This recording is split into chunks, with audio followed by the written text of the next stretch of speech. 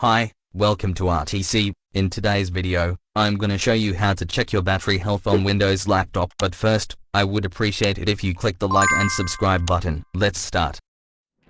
Click the Windows search icon and type CMD. And be sure to select Run as Administrator. Here, type the first command, power CFG -energy. And hit enter on your keyboard. Once you hit enter, it'll enable tracing for 60 seconds, observing system behavior. The next command that you need to type is power CFG -battery report. As you can see here, it says battery life report saved to file path, so keep this in mind. See Windows 32 battery report.html. We need to check this, so type exit to exit CMD.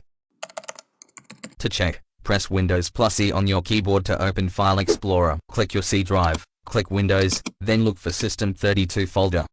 Open it and then look for a battery report.